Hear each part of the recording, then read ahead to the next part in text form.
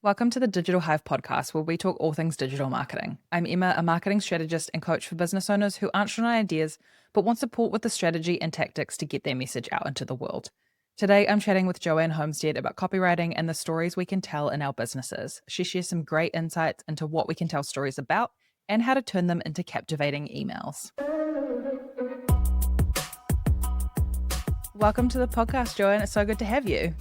Thanks, Emma, for having me on. I'm excited to be here. Of course. So, to kick us off, tell us about you and your business. Sure. So I am Joanne Homestead. I'm the founder of Desk Plant Creatives. I am an email copywriter, copy coach, and obsessed storyteller. And I empower women entrepreneurs specifically in wellness, well-being, and mindset. I have a passion for that, and I empower them to really elevate their stories, to then genuinely connect and compel, and then to be able to like soulfully sell through email sequences, all with their authentic, 100% authentic voice, um, and helping them with messaging that really resonates. Yes, I love that. I think a couple of things that really stood out to me there is like the authentic piece, especially in this world of AI.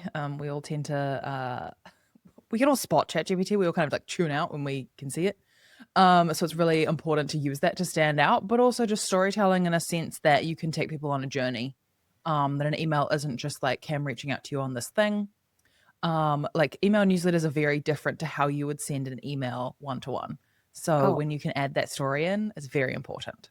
absolutely. And I like how you said it is a journey. And that's why I love email sequences, because it's really just, it is a journey you're guiding them on. It's not just like a one email here and a one email there. Like they're all connected. Yeah, yeah. And also just the fact that I mean, it's not set and forget because I think you should check on your email newsletters every so often, like your sequences, and make sure that they are still relevant and all of those things. Mhm. Um, Especially when it comes to, say, selling a little bit, that it's just happening in the background. You don't really have to think about it. Yeah. And that when you know your sequence is working, that you kind of like you can pat yourself on the back and go, okay, I've got that sorted. Now I can move on to something else. Right. Yeah. Yeah. Yeah. Once you have your email sequence set, you look at it, see how it's running, and then you can kind of like let it run. And then at some point you'll come back to it and tweak it and just take a look and see what's happening with it. Yeah, yeah, totally. Um, so how do we define storytelling, especially in this setting? How do we know whether we are storytelling or whether we're just telling people stuff? Yeah. Oh, great question.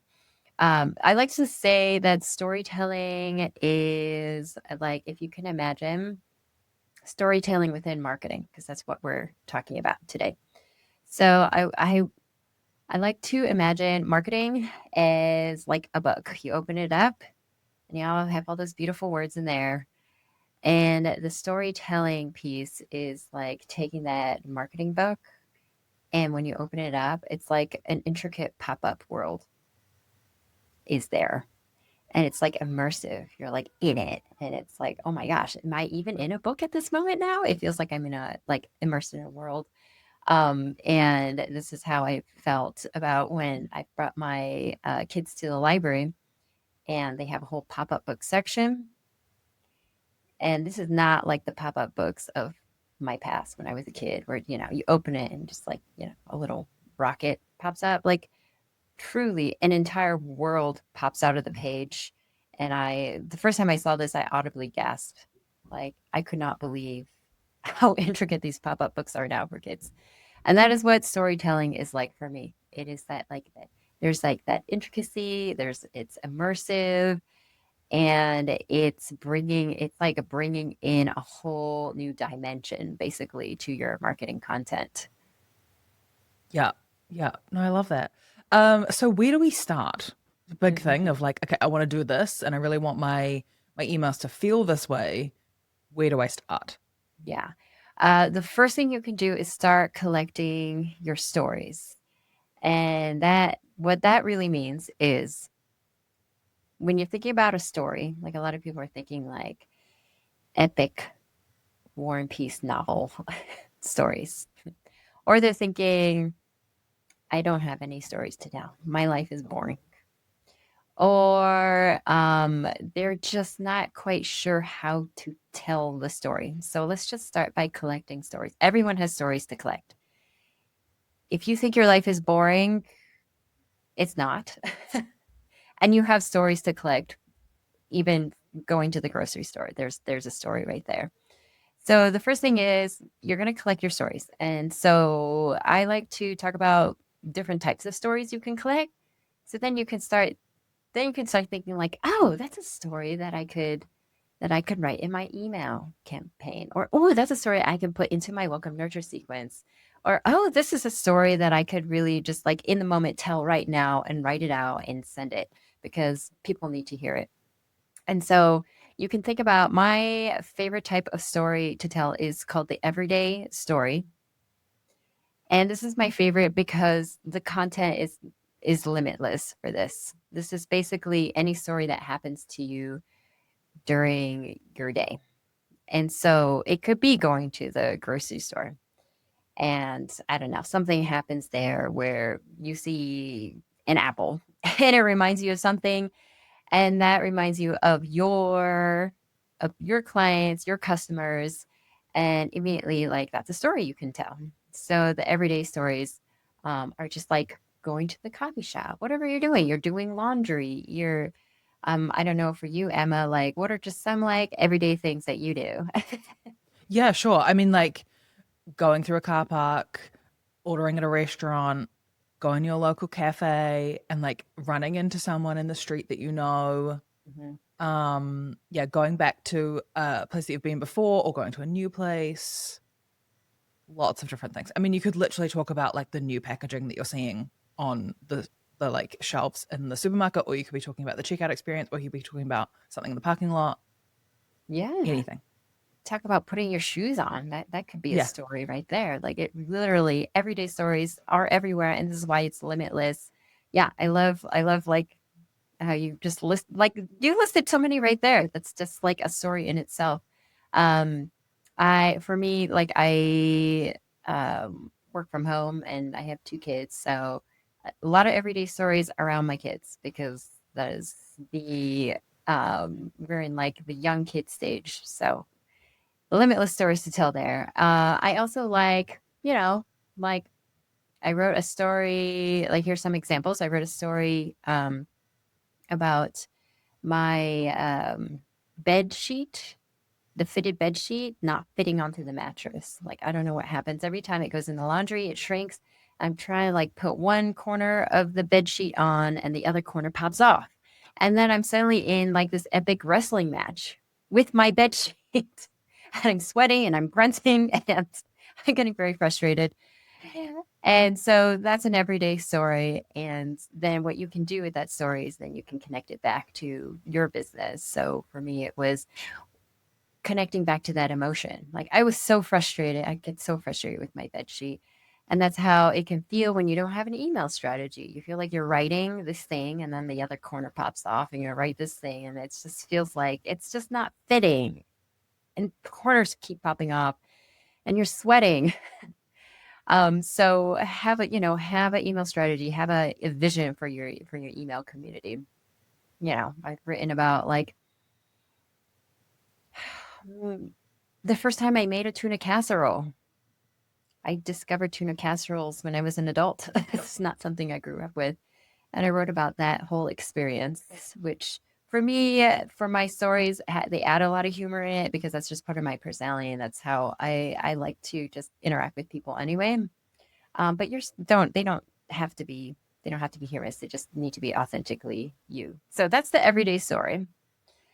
The other kind of stories you can tell is the origin story, which is my second favorite type of story to tell. And this can be your origin story is kind of like your like your superhero origin story. And again, it doesn't have to be epic. It is just what it is. And there's just a compelling way to tell it. And you could also have origin story for your services, your products, your packages, your offers that you offer to your clients and customers. And so an origin story is great because basically, if you imagine your origin story is like this very long and winding journey, because it usually is, you basically pick small moments out of it, and those become like mini origin stories that you can tell. And so you're just picking from different parts of like, where was there some tension? Where was there like an aha moment? When did you get that insight? When did you get that wake up call? When was like the seed first planted? When all of those can be basically little mini origin stories that you can tell as well. So basically, knowing your full journey is helpful because then you can pick out little bits and pieces. So there's Mm. another one. I don't know if you have any questions around that one before I move on. Well, the one that's really interesting, the thing that's really interesting about that is like, especially if it's why did you start your business? Usually it's not just one thing. So there's kind of like maybe a handful of situations that happened. And then when you like tied them together, um, that came about. One of the things that happened with me was that I was working in a situation, we were getting a client to do lifestyle imagery that we needed, but they got it shot with their agency. And when we got the photo back, it didn't have the product in it.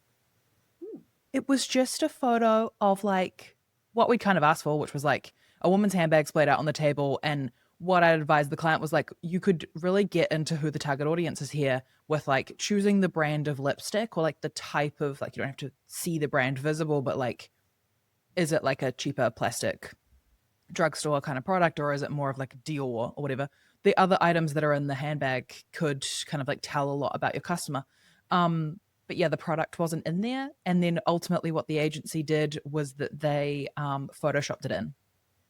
And I Oh, was like, I mean, we could have just done that with a photo off the internet, but sure. oh, And they but still charged the client full price for it. And that was one of those things where I was like, we need to be like, because this was a client who was like a larger organization, they could eat that cost. That was fine.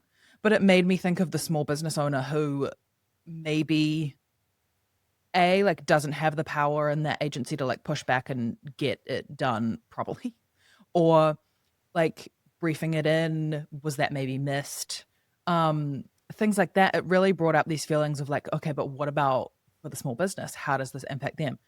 And then there was a series of like 5 or 6 other things that kind of led to the business. But it was one of those things where I was like, okay, there's obviously some issues yeah, in this industry. yeah, Um, and it was just like a moment in time, not particularly dramatic, but obviously a little bit of an inconvenience for that right. client.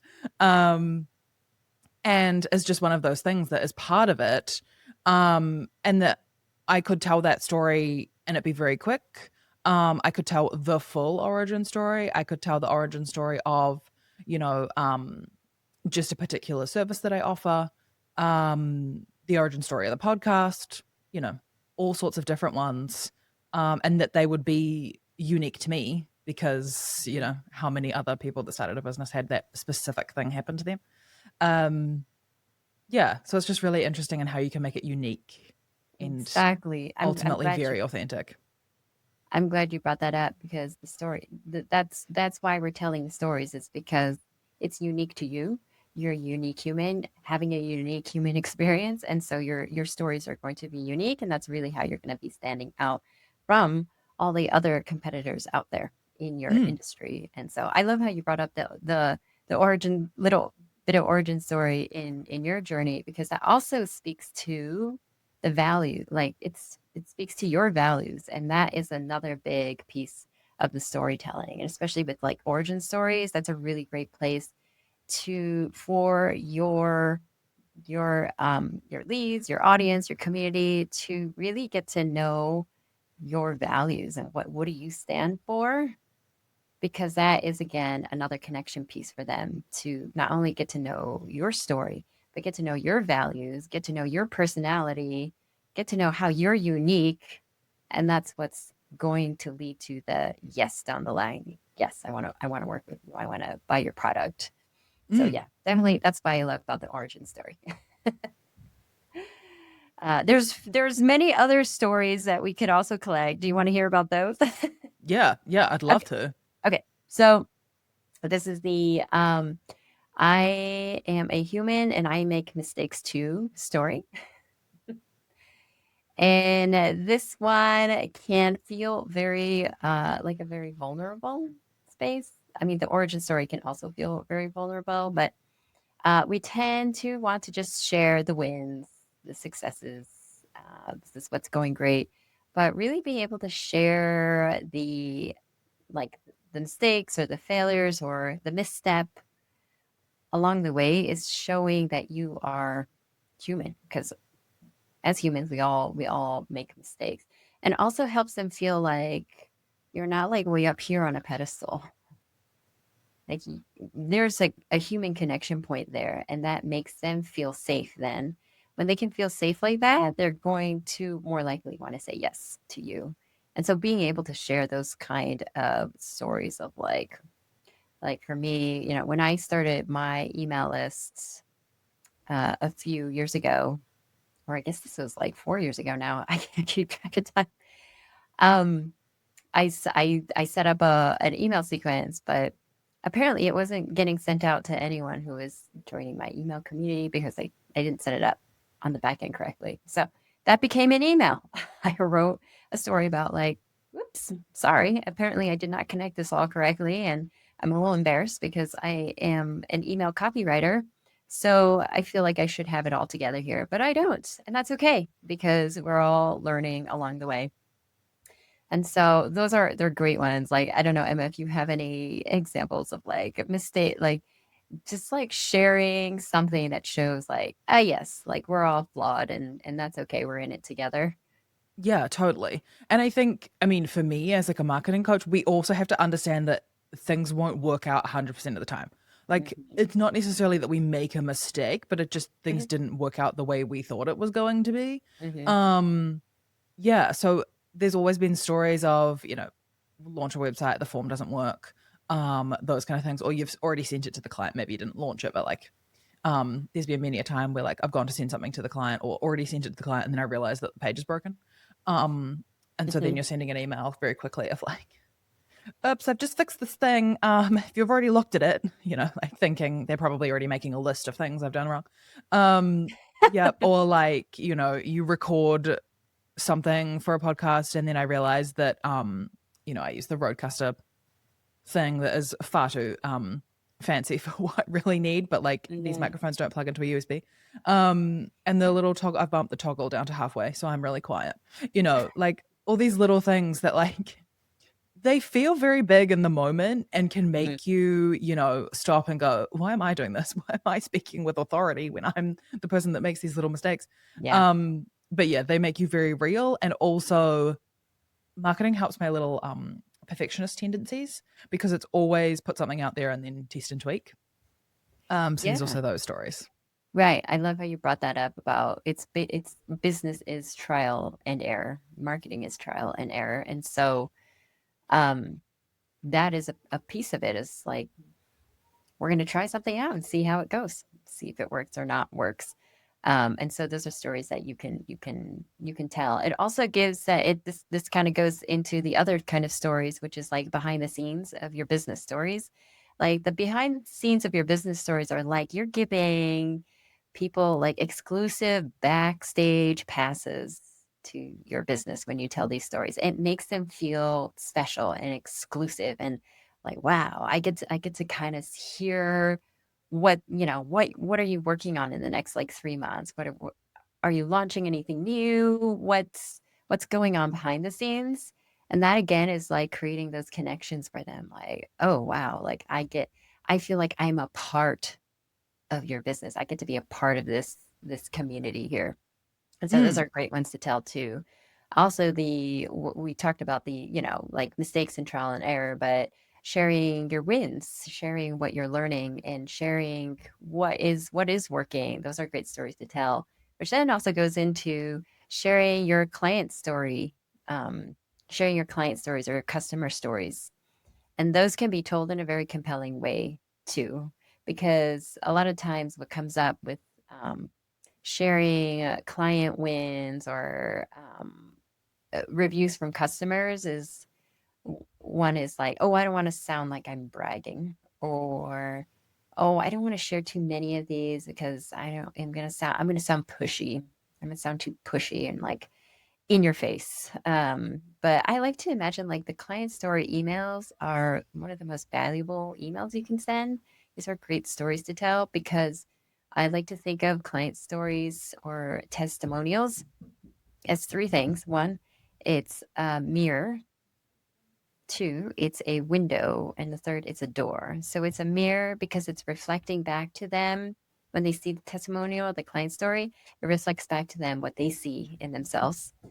Two, it's a window because they can see through the window and see what transformation they can get.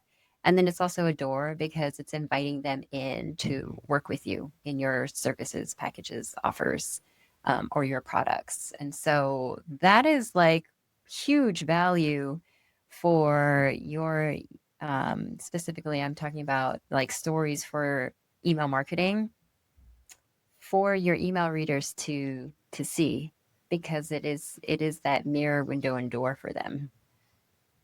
Yeah, yeah, I really like that. I also think sometimes it helps the client that you're sharing about because it helps them reflect on it as well, and see what Hmm. they've done. Because often we don't say those things about ourselves, but we can say it about somebody else. Hmm. So even they, seeing that success that they've seen, Hmm. um, and their part in it, you know, celebrating whatever wins they've had, because you very quickly forget how far you've come when you do work with somebody. And you can often forget to look back and see how far, like what has changed. So it's really good for the client as well. But I think you almost can't talk about your client success stories too much. Like, Yes. yes, if you just sent like a series of 10 in a row, maybe that would be a little bit repetitive and especially if the stories are similar, people might like Yeah. tune out a little bit. But if they're always available, like on your website or in your social media, then they're available for people when they're ready for them as well. Hmm. Um, but I also just find that it can allow people to see themselves in that client's shoes Yeah. much more than you could with a different type of story or a different format of talking about something. Hmm. And that, if you've got three different clients in three different spots before they came to you, like maybe experiencing different pain points, that a potential client might notice that some of those are similar. They have some of those similar feelings, or they have those similar like holdups, or the same reasons why they're procrastinating, say writing stories. Um, and that people can see themselves in those shows. And because it is an authentic story of a client that you worked with, it also brings about that authentic lived experience piece that AI can't make up on its own. Oh, absolutely. And when you're able to use that client language in your client stories, that is what really gets that resonance because it's truly coming from another person. And so it's not just coming from AI, which can feel very flat, like just flat. Yes. I like to imagine stories as like they're hooks. Like your email readers have hooks to hook onto throughout. Um, and if you're just using AI just very generically, it's not there's nothing to hook onto. That's why it feels very flat. So Mm. yes, the client story testimony emails are great. I really don't think you can share too many of them, especially because again, like everyone's a little different, so their story's a bit different. So it's just coming from different angles. You can think of it as like you're just seeing them working with you from this angle and then from that angle. So when you get all the different angles, then you're going to be able to speak to all the different people you want to be attracting in and aligning with. And so, yes, I had something else to say about that, but I can't remember what it is. But yes, another story you can tell, which is fun, is like the pop culture stories. This can, and I have to confess, like I'm terrible with pop culture. I can't remember like any famous person's name really, and songs. People will ask me, oh, that person's, XYZ song. I'm like, if you sing it, I think I will Yeah. recognize it. If you just give me the name, I really won't know. But pop culture stories are really great because it does connect with like current times or trends, but also it can show your personality as well because whatever you're into is what you can share. So they're getting to know your personal brand too through this pop culture stories. So, for example, Harry Potter, like one of my clients was really into Harry Potter. So a lot of her references in her storytelling and emails was around Harry Potter. She has a lot of email readers who are really into Harry Potter too, so they really resonate with that. And you can really be talking about anything. Like she was a acne specialist, and so we connected the owl post from Harry Potter to the job of the liver, because the job has many jobs. The liver has many jobs. It sends out many different messages, like the owl post in Harry Potter. And she got so many responses to that email. Like, I love the way you said that. I really appreciate you telling me that. I've heard this a million times from other specialists, and I didn't get it until right now, until you said it that way. So that's the thing with pop culture stories, is that you're just giving them another way to think about something, or um just to engage with your content in a different way. That highlights your personality and what your interests are too. So I do really like that one. I don't know what your thoughts are on I with like love the pop that. culture.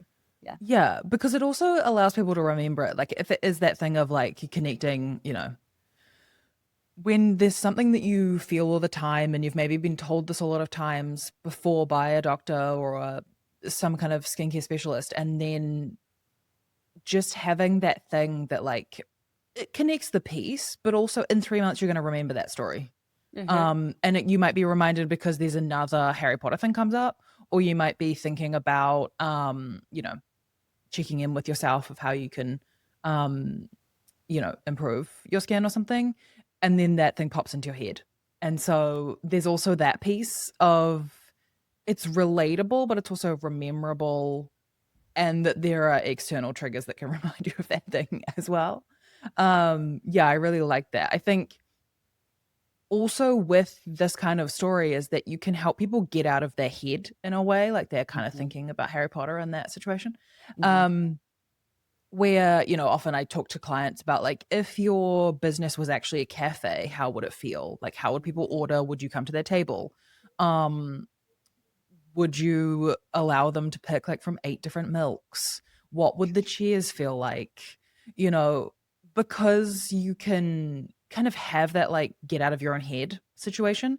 And Mm-hmm. rather than comparing yourself to, say, you're a web designer, comparing yourself to the 5 other web designers that you've met in the last 3 months, Mm-hmm. or stumbled across your content on Instagram, you can kind of get out of your head and think about the experience from a different standpoint. And how would you do that? Um, some of that can then be implemented in how you do things, how you design different things, like the handcrafted, handwritten um, parts of how I work with people is that it's very tailored to their business. That comes out in different little things. Like I'm redoing my website at the moment, so these little handwritten elements. That was part of the process when I looked at my branding design a few years back. Well, I guess 5 years back now, actually. Now I'm having the thing of how Yeah. much time has passed. Um, and and then you could bring it into the stories. But having that like out of body, like get out of your own head by getting into something that is either pop culture, or any of the other formats, is that it does things for you as the person telling the story, but it also tells things for the person who's understanding it. Mm-hmm. Um, yeah, and then it's just more memorable. Yeah. Yeah, they're definitely a lot. You can do a lot with like mindset shifts with these types of stories, and it is also more memorable, as you said. And every time they see that, they're gonna think of you, which is a positive association for them. Anytime you can create those positive associations, those positive feelings, that is another connection point with your audience and your community. And so yeah, and it's that's when you're building up these stories and collecting stories and you're writing it and telling it through email, it's really like a buildup, like they're getting to know you along the way. And so when you do mention like Harry Potter again, they're immediately going to have that positive association, like, yes, okay, she's talking about, I remember that time she talked about the owl post. Yeah, it gives them something to connect with you on. Hmm. Um that just goes that little bit deeper, like you know, telling a story about, like, say you drink coffee or whatever. There's also those things that people can latch onto. Or that you're a Harry Potter reader. It's not that you have to like talk about that thing all the time, or that if they don't necessarily, like they weren't a Harry Potter Mhm, fanatic, mhm. but maybe they watch the movies. Like there's still those elements of like letting people in um Yeah. when they're like on the periphery of something that you have in common. Yeah, right. Yeah. So it is. It's like relatable. They can relate it to you in some way. It's building that relationship. So I think you've gone over all the different types of stories. I didn't keep track. Um, but just start, I always recommend just start collecting those types of stories in a way that works for you. So for my clients, as I'm helping them to figure out how to collect their stories, what stories to tell. Everyone has their own different system or way because some are verbal processors. So they want to use like a voice memo on their phone. For some, it's like actually writing it down. Whatever you do to collect the stories, just make sure that it is very accessible.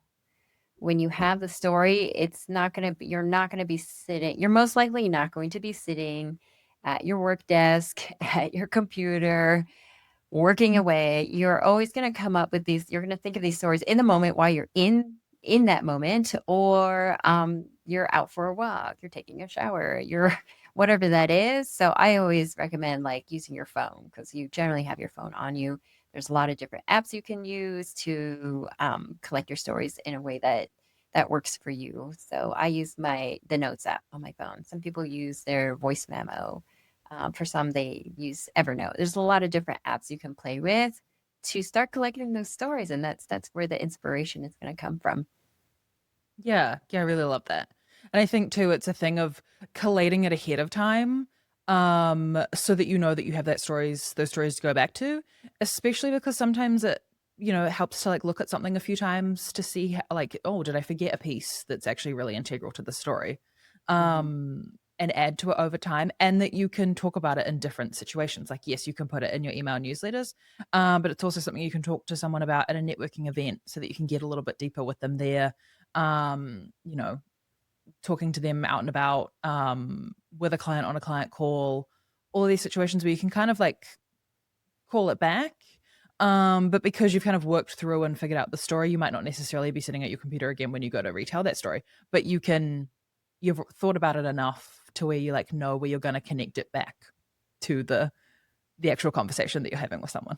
Yeah, and that's what I love about when I work with my clients and my copy coaching program is that they basically are taking these stories, they're writing email sequences for them, and then what they're doing is they are basically like it's almost like a flourishing of the stories.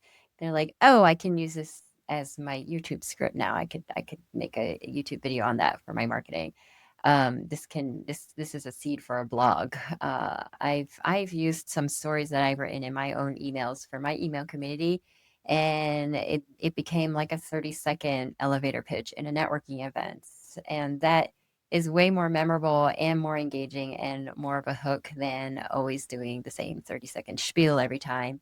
Hi, my name is Joanne Homestead. I'm an email copywriter. And people are just totally tuned out because they've heard so many Yeah. different people introducing themselves instead of that way, starting with the story and hook them in. And I've always gotten really great feedback from that. Like, oh, I love the way that you introduced yourself. Like, it knocks people out of the like just the rote spiel and like ooh really hooks them in and engages them. So there's so many different ways you can use these stories besides an email. Email's just my happy place, but you can definitely repurpose them in conversations as you were saying for networking and um, in your website, really any marketing content.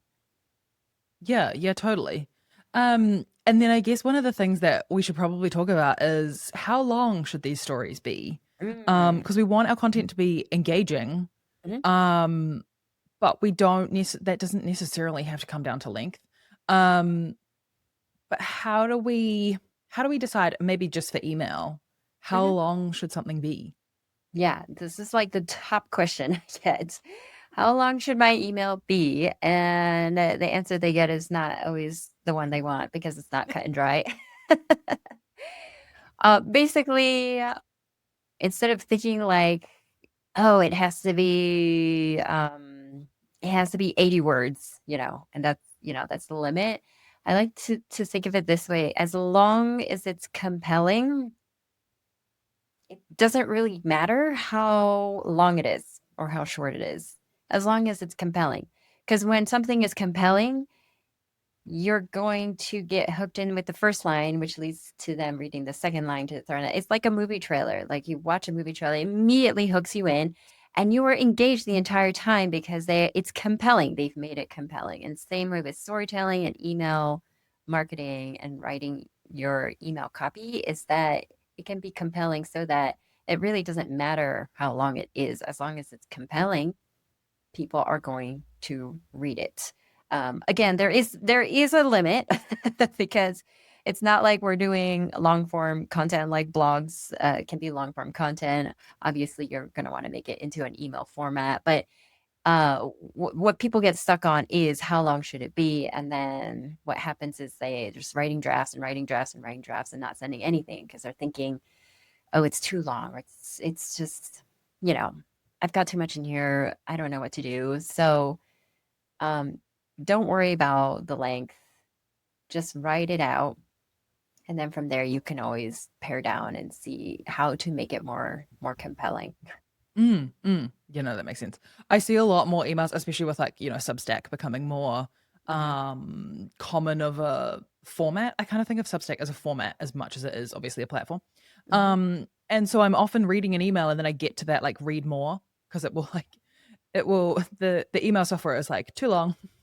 Yep. We must look at it online now. And then you get shot off to the web version and start reading it there.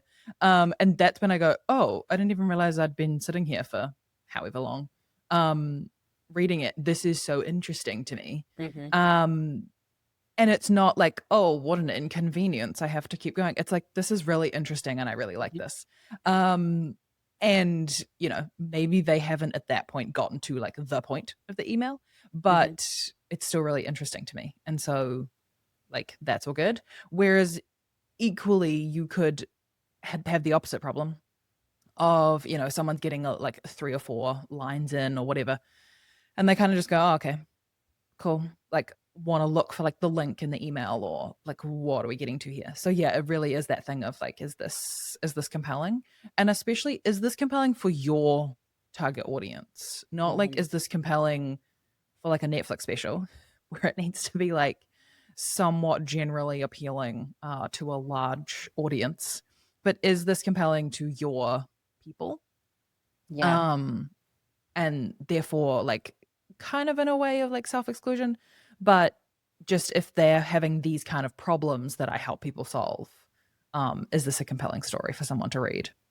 Yeah, absolutely. I love how you brought that up. Yeah, I love using the bank personality codes. Are you familiar with that? Yes, yes, we went through them. Very interesting. So break that down for Yes. Oh, people. that's right. We cracked your code. Okay. Yeah. So I really love using bank personality codes to teach my clients how to write email, like open worthy emails that people want to read and they want to just like consume all of it and take action because the bank personality codes is values driven and it's human centered, which is what I love about it. But then what you can do is you crack your own personality code and then you figure out what are your ideal clients, your soulmate clients, what's their bank personality code. And then when you are writing the stories and writing the copywriting for your emails, you can really focus in on that bank personality code so that it really is speaking to them. Because, yes, you want to make it compelling, but you want to make it compelling to the people you want to work with, like your clients, um, your customers. And so that is something that I get very excited and passionate to talk about. I feel like there's so many different layers to copywriting. And one piece is the storytelling because I love the storytelling. Another piece is like bringing in the personality codes and the values. Another piece is like how to orchestrate your words which is how I like to describe copywriting. It's you're orchestrating your words so that it's just like, okay, you got the flutes are coming in, or now we got the violins, and then here, like, it's really you're creating this beautiful symphony. Yeah, yeah, I like that. And I think what was interesting to me about the bank codes was that it's not like a long, like say you do an Enneagram quiz, it's quite long. And often the result that you get is like these things aren't important to you and these things are very important. And also you can get like one of those, I don't know what they're called, but like it's almost like a pie chart, but it's split around and you're like mostly a two, but you're also quite a one, and like all of Mhm. these, and you're like, okay, I kind of have like four. With the bank codes, it's like these things are like basically important to everyone, but like which order do you rank them in? Mhm. Um, so it's kind of like all of these parts are important, but something's got to be first. Like something's got to take top priority. So it's really simple in that way of kind of like capturing people, but that everyone is just that little bit different. Um, yeah, so I find that really interesting. So we'll link to that in the show notes for people to go and have a look at. Mhm. So with storytelling, how do we know which story is the right story to tell for this email that you're sending out? How do people figure out which one to tell? Yes. Okay. Great question. So basically, what I like to do is I call it backwards design because I'm a former teacher, and we talk a lot about backwards design in there. Apparently, in engineering, it's called reverse engineering. It's the same concept. So basically, when you're sitting down, you want to write an email. You're thinking like, I don't know what story. I don't know what story to write here. I don't know what to write. What am I saying? How do I say it? That's like one of the biggest questions that comes up for my clients. I don't know what to say and I don't know how to say it. So we're not going to get into the whole content pillars and all that stuff here. But when you're thinking about backwards design, you're starting with the end result in mind first, and then you're going to work backwards. So the end result you need to think about is for this email, what do you want your email readers to take away by the end of this email? What is the takeaway basically? What's the key takeaway? What do you want them to understand or to have a shift around or whatever that is? Okay, that's your end result for that email. Okay. So then from there, you can then decide, okay, so now what's the story that would best illustrate this takeaway? So let's see, what would be an example of a takeaway? Uh, like for example, like the Harry Potter one with the different jobs of the liver. Okay, so she my client wanted the takeaway to be your liver has so many important jobs. So this is why you want to take care of your liver, and this is how it connects to your hormones and connects to your acne issue that you're having. And so then you think about, okay, that's the takeaway. Now what's the story that could best illustrate this takeaway? And so then you can go into your story content, your collection of stories, and see like, okay, what would be the best one to illustrate it? So for her, it was like, oh, the owl posts at Harry Potter will really help illustrate this. So then you have your story. So then what you do is when you're writing, you can write the story and then it segues into the takeaway. What do you want them to understand by the end of the email? And there you have your email. Yeah, yeah, I love that. I actually like the backwards design way of phrasing that as much as it could be reverse engineering it. Hmm. Because you can think of it physically in the designed format of your email. And if you're putting your email together, that you could literally start laying it out as you're doing this process.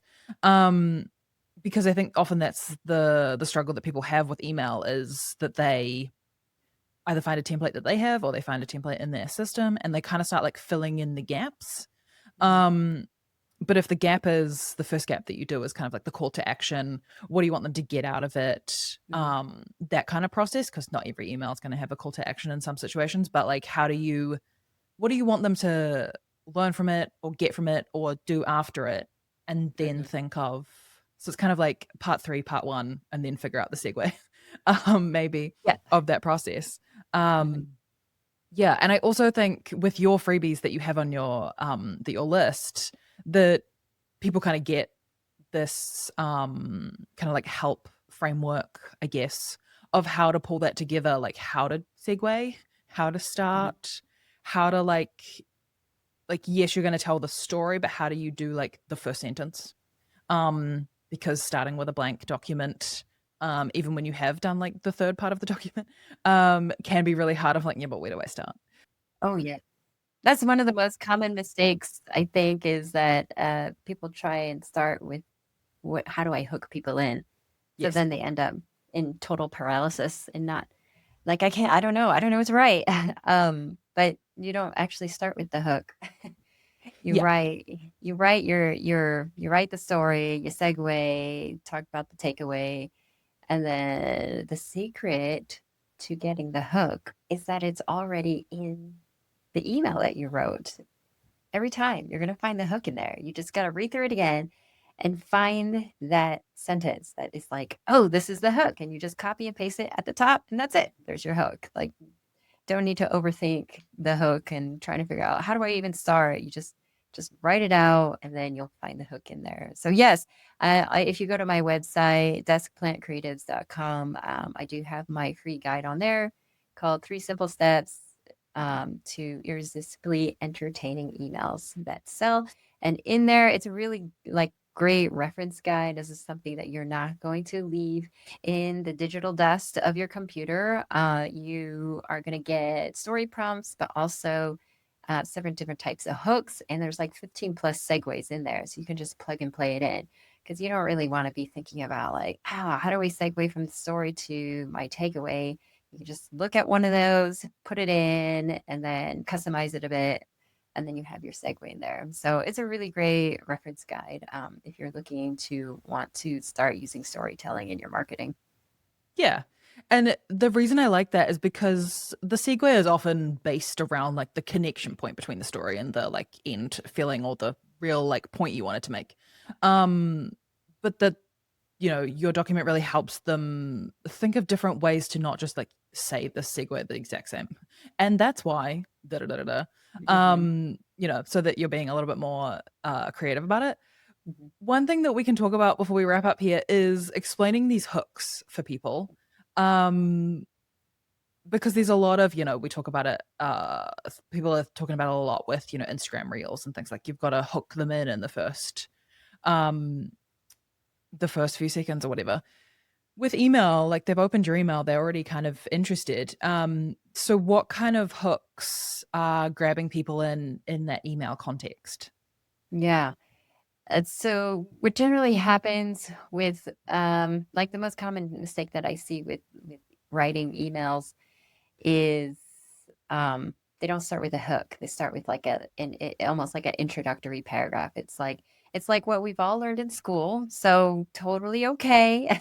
This happens to all of us. The way that we've learned in school is that you have to start with your introductory paragraph. Then you go into the body of your paragraph. Then you have your conclusion, your wrap up. But actually, that introductory paragraph, you can almost always scrap it. Um, because people and when you're writing your draft for your email, like it's okay to write that introductory paragraph in because it's just a way for you to like warm up and get into, okay, what am I saying? What am I writing? And then when you go back, generally speaking, like that first part, you can scrap it like that. We don't actually need that there. It's just kind of like extra, and you just want to down your storytelling and copywriting so that that's where it's going to be compelling. So when it comes to like the hook, there's so many different ways, and again, as a teacher, a former teacher of 15 years and literacy specialist, like I've read so many books, literature, novels, and you can see how do they hook? How do they hook from that first line? There's so many different ways to do it in a way that, feels good to you. Like for some of the hooks, like if it doesn't work for you, that's okay. You don't need to use it. But, like starting with dialogue. That could be the hook in. Like, ooh, it feels like when you do the hook, it almost feels like you're just getting dropped into. You're just getting dropped right into it, and you're like the fly in the wall. You're like, ooh, I'm intrigued. I want to keep reading. Um, and so that's a really great way to start it. Maybe start with like an action, like just starting with some action. It could be starting with what are the other hooks I have in there? I can't even remember right now. Okay, we got dialogue, we got the action, maybe starting with like setting up the scene, like a little bit of setting, like what's happening around you. Use your five senses. You know, that's really engaging and immersive. So those are a few ways that you can like hook people in because yeah, they opened your email, but you still need to be compelling. So the subject line is the first place. When they open the email, that first line is another place. That's like prime real estate to hook them in. And then, because when you get them to read the first line, and then that's what you're doing with the copywriting and the storytelling is you're getting them to read the second and the third, and they want to keep going till the end, until like what you were saying, you get to that read more in the Substack, and you got to go Yeah. out of the email to go read the rest. Yeah. Yeah, I think that's really interesting in terms of like there are options. And so it's not just setting the scene will work sometimes, some dialogue will make sense sometimes. But yeah, they any good book will usually just drop you straight into the scene. Mm-hmm. Um and sometimes they do start with something small, like a leaf falling from a tree, and then it zooms out, kind of a situation. Like in a movie, they might do that. Kind of like start really small, instead of just being like, and it's fall. Like they just show you a little bit of the season changing. I can't remember what the movie is, but I saw something recently, and I think it's must be like a Hugh Grant or something. And he's like walking through a market, and it's a montage, but he just keeps moving through the market, and the stuff around him changes, and he takes his jacket off, and then later he puts his jacket back on, and it's just the sequence of like they show so much with it's like probably 90 seconds, Yeah. and they like show that a year has passed instead of just like putting the date on the screen. Yeah. So like That's for how sure. can you do that? I mean, that's obviously not the start of the movie, but like how can you yeah, do something a little bit differently that like sets the scene. Um, Yeah. And and that's kind of sometimes like that that. is, I feel like that goes into like different writing techniques. So, like, yeah, we're talking about the storytelling and then we're talking about the hooks. But, like, yeah, one of the writing techniques that I teach is show, not tell, which yeah, is instead of telling them, like, I'm excited, show them what does your body look like when you're excited? I'm like fist pumping, you know? And yeah, that is a writing technique that's more compelling than just saying, like, I'm excited, which is not to yeah, say you can't say I'm excited. That's fine. It's just yes, it's really just about like how to make it compelling and engaging and like delightful. yeah, yeah, and showing through writing, not necessarily by like putting an image in there or a GIF or whatever. Right. Like those things can Right. add to it, Yep. but also having that piece, and that sometimes yes, that piece of dialogue is exactly where it should start, Hmm. because something short that someone has said, um, is the kickoff for the story. Hmm. And that's where it should start. And I do like that idea of like getting rid of the introductory paragraph, because it's not an essay. Yeah. Um, so yeah, sometimes we need the conclusion wrap up. We don't necessarily need it to be a paragraph as well. Sure. But yeah, the process of potentially writing it, despite the fact that you might scrap it, is also really interesting. Of like kind of like documenting the purpose of the email, like what you wanna show, um, and then you just control delete, uh, and that's fine. Yeah, well, this has been really great. This has given me a lot to think about, so I'm sure it's done the same for the listeners, of um, how we can just do things a little bit differently and take people on a bit of a journey. So I really like that. Thank you for joining Yeah. me. Yeah. Thank you for having me on here and chatting all things storytelling. So, Joanne, tell us where people can find you.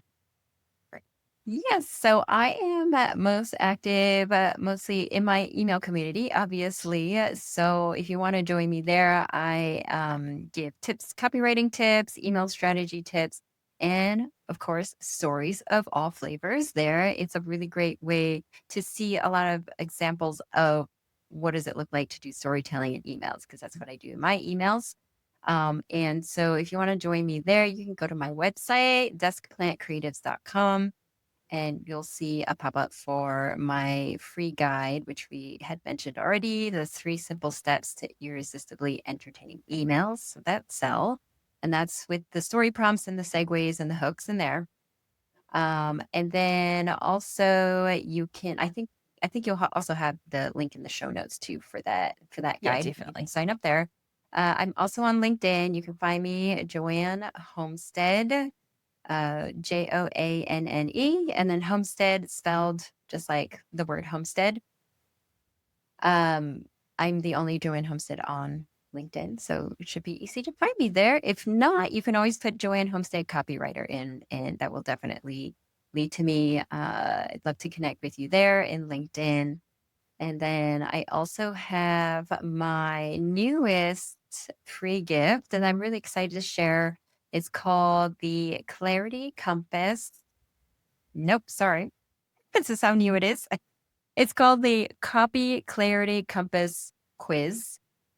And I will also share that link with you, Emma, so you can put that in the show notes as well. And so that one really gives you a very good overview of what is working and what's not working with your copywriting. And then it you can then see it very clearly visually, because you're going to create a wheel with it in the pies. You'll see exactly visually like what's working, what's not working, and then you can set a goal for, this is where I want to work on my copywriting. Because a lot of people feel like when they hear the word copywriting, they don't really quite understand like what does that entail? What does that mean? And so this breaks it down into eight pieces. And so you can really see where it is that you could improve your copywriting skills, specifically Mhm. in email, but you can use it for your general business as well. Thank you for joining me for this episode of the Digital Hive podcast. You can check out the show notes for links to find Joanne and all of her great resources. If you're enjoying the podcast, I'd truly appreciate it if you could share it with a friend or on Instagram and tag me at Honeypot Digital. To find out more about Honeypot Digital and the marketing strategy and coaching work I do, or to find more marketing resources, head to honeypotdigital.com.